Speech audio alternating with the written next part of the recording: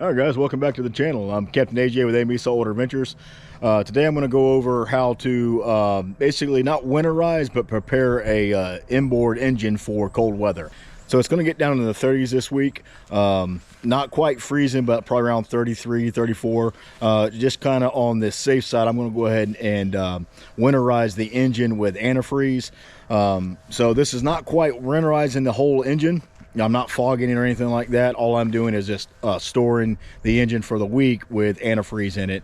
And this just prevents any water freezing inside the engine, cracking heads or gaskets or anything like that. So it just overall, it's a smart way to store your inboard engine when it's going to get really cold. It's pretty simple, and the jug system that I got from West Marine makes it a lot easier. So I'm going to go ahead and turn some water on, run the engine to operating temperature, and start the process. All right, here we go.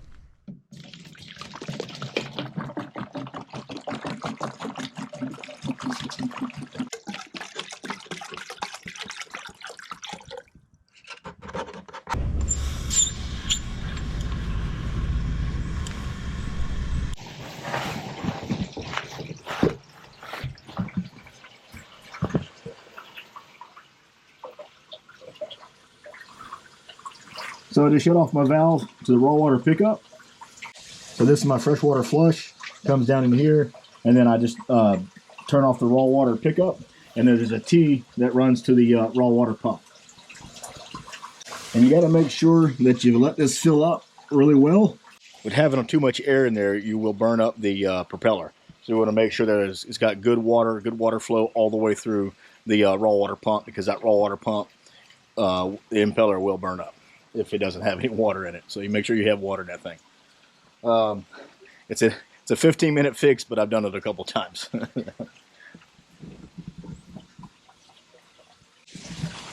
All right, so I've got my fresh water running through it. I always like to run my blower for a couple minutes.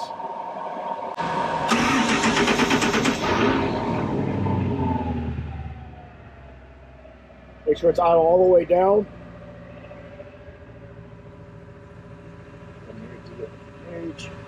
And then watch my temperature gauge. I have a mechanical gauge as well as a digital gauge.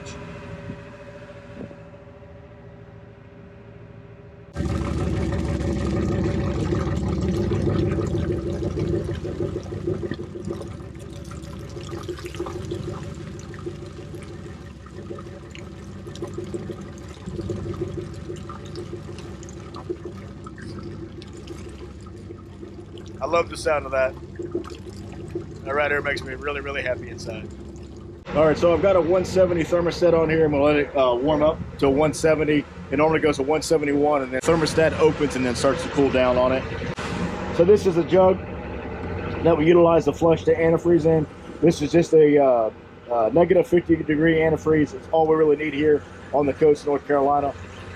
It has a T on it, so I can use this to flush the engine like I'm doing here, but this is a much bigger hose, and I get a lot more water pressure with this hose versus this little hose. So I'll run it, once it gets up the temperature on this hose, I'll turn the engine off, disconnect this hose, and then hook this hose up, turn it back on, and then run it again. And then once it, run it for just a few seconds, and then I'll open this up, and then I'll flush the 5 gallons of antifreeze through it, then turn the engine off. Pretty easy process. Like I said, just hook it up, like a lot of outboards and stuff, and you can probably hook it up on most inboards, but I've had issues with that raw water pump before, and that I want to make sure I've got a lot of water going to that raw water pump, so that way I don't burn that impeller up. All right, so I'm just gonna let it warm up and switch it over and then flush the engine.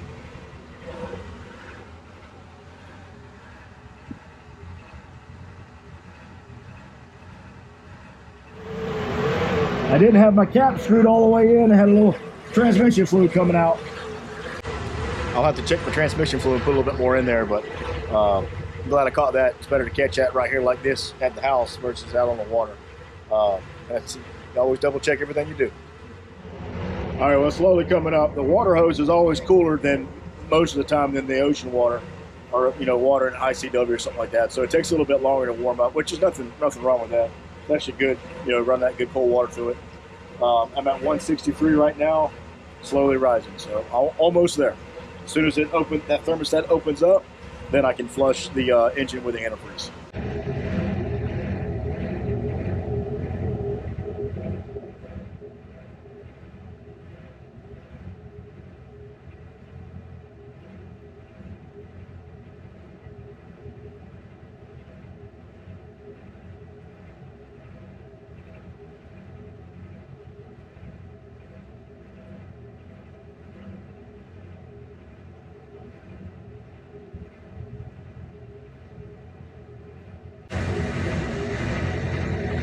All right, that's perfect. It went to 171 like it's supposed to. 170 thermostat, got to 171, opened up, and then it came back down to 165. So that's really, really well. So I'm gonna go ahead and turn the engine off, get down and hook this 5-gallon dewinterizer kit together, and flush the engine.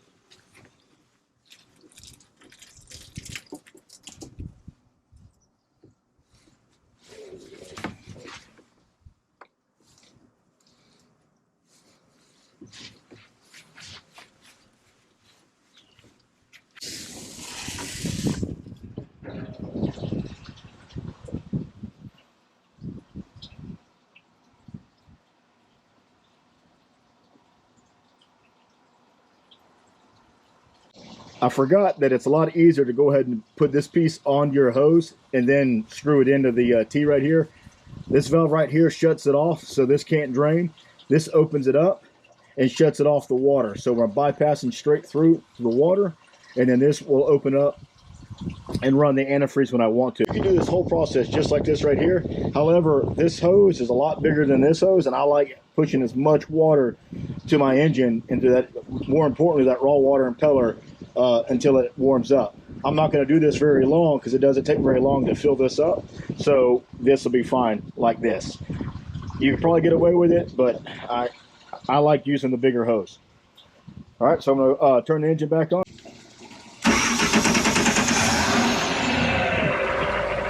Have my fresh water running through right now.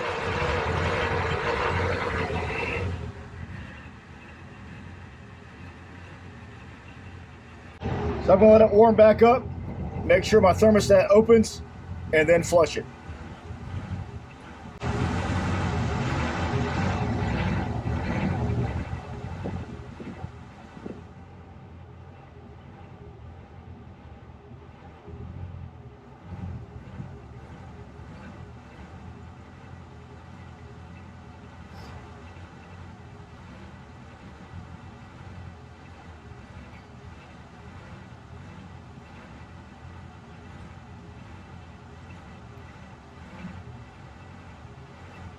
All right, so my thermostat open. Come right here, open this valve to get it through here, and then shut this off. Now I'm just gonna run the antifreeze through it. Open the valve, let air suck through, that'll pull through.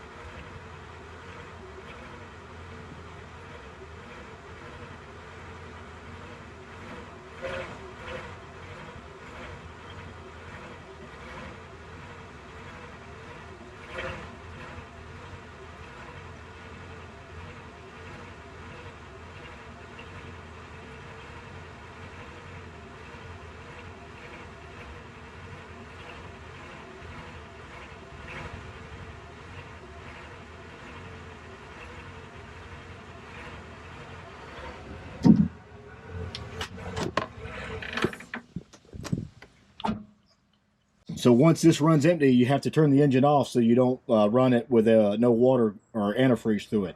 So I filled the engine with antifreeze. Now I can disconnect this, and I've got the water shut off. You come back here and you see how there's antifreeze, a little bit of antifreeze on the ground. So that lets me know that I've got antifreeze all the way through my motor, all the way through the exhaust system. That way allows me to know that my exhaust system is completely filled with antifreeze as well, and it won't crack my exhaust manifolds or heads or anything like that. So I've already had to do this a couple times this year, just because it's got pretty cold a couple times. It got down in the mid-20s. It's a pretty easy process, doesn't really take that long. I'll spend more time editing this video than what it actually took me to do this. So, all right, guys, well, that's pretty much it. I'm going to go ahead and disconnect everything and clean it up. Fresh water, rinse it down real quick. I'll hit all this with some water, just that way the dogs and stuff don't lick it up. I'll let it dry before I let my dogs outside, but you just want to make sure that keep that stuff away from your pets. Well, guys, thanks for watching. If you haven't already, like this video and subscribe to our channel. Really appreciate it. It helps us out a whole lot. We're trying to grow this little channel. Again, thanks for watching, guys. Hope you have a blessed day. Take care.